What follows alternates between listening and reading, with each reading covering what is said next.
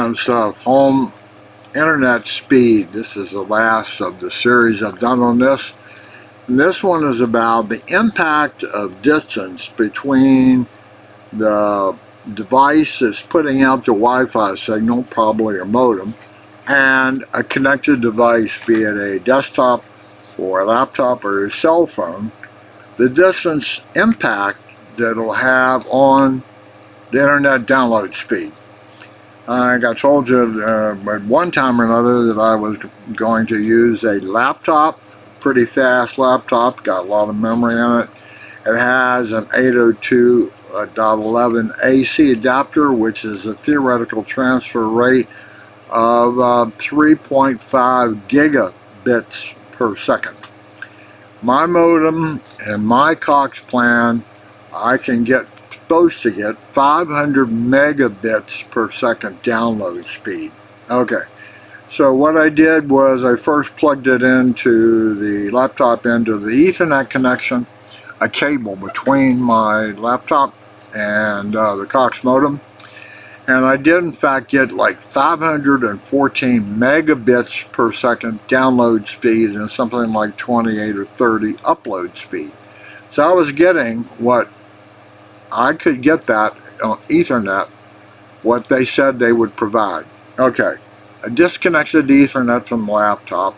I switched over to the 802.11 AC fast Wi-Fi signal.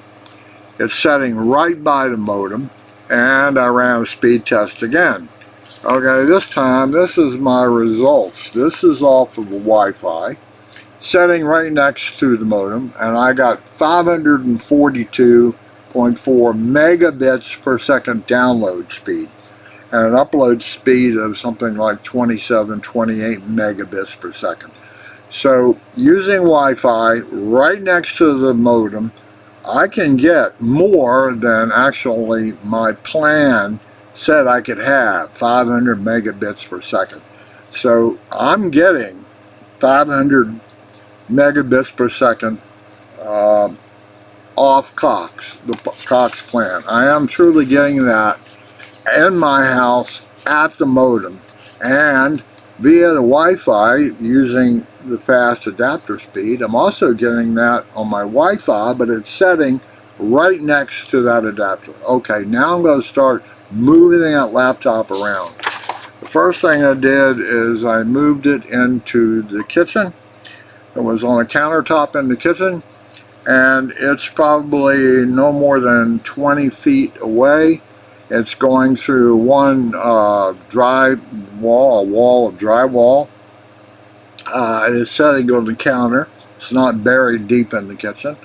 But you can see I'm now getting only 247 megabits per second download speed, and the upload speed has stayed relatively the same.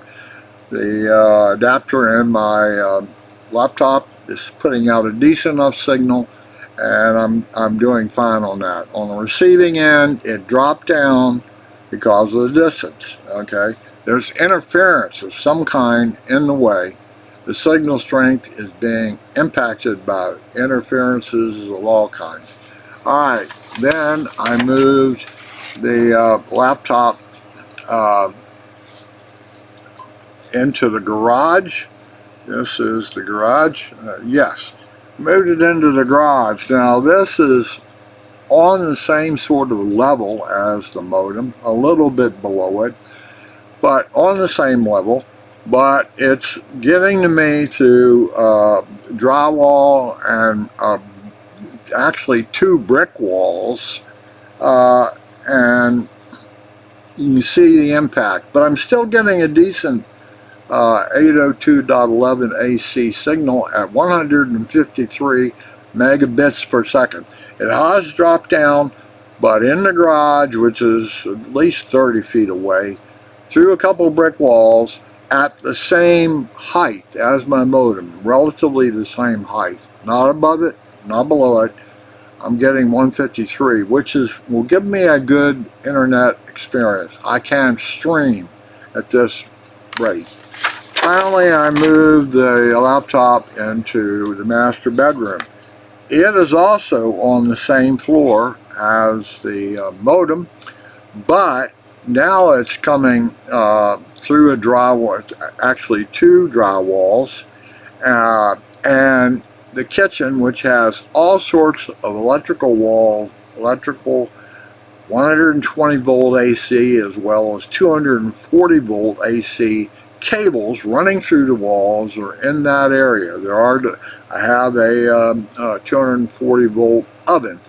I have a microwave. I have all sorts of appliances sitting in there. There's interference and the distance and the two drywalls. It's kind of strange to me that I can get a better signal in the garage through brick than I can through two drywalls, but I'm probably 30, 40 feet away through two drywalls, but through a heavy electrical interference area in the kitchen. Two drywalls at least. But I still have 109 megabits per second of download speed, which will still allow me to have a decent Wi-Fi experience. I can stream at that speed. And I didn't try any others because I know the results. If I were to take that laptop into my basement, I wouldn't even be able to make a connection to that Wi-Fi. I'd be 40 feet away, and I would be 10 feet lower down in the ground than the modem and the Wi-Fi emitter, and I wouldn't even get, I probably couldn't even get 60 megabits per second off of that modem up on the next floor up. So I didn't even try that because everything from here is going to be slower and slower speeds. So that gives you an idea of how much distance does impact your internet download speeds, even though you may have it at your modem via Ethernet or even a fast Wi-Fi. As you move away from that, you're going to be impacted by distance, partly because of electrical interference. There may be other signals from neighbors which are stronger than yours on the same channel you are, and they interfere with that transmission, so that my laptop has to say, oh, I didn't get that one, can you send me again? I didn't get that one, can you send me again?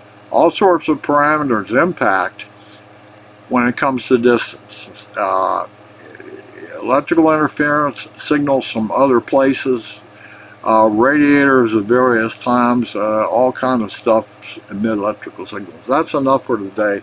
All I wanted to show you was the impact of distance on your home internet speed. Again, what Cox or whoever is providing you internet download speeds, you should be getting that at your modem. Okay? They don't guarantee anything beyond that. They get it to your modem at the download speed you paid for, or you should. There may be, all they guarantee is they bring it up to your house. Then the connection with Cox, for example, is the cables internal to your house. With Go Fiber, I think they do bring the cable up to the house. They have an interface unit there. They then run an Ethernet cable to some location in your house where you connect on some sort of router. Perhaps they give it to you, or maybe you buy your own. But they do provide 1 gigabit per second at some central location. Cox doesn't necessarily do that. They promise it you at where it comes into your house. From there on, that's your cabling.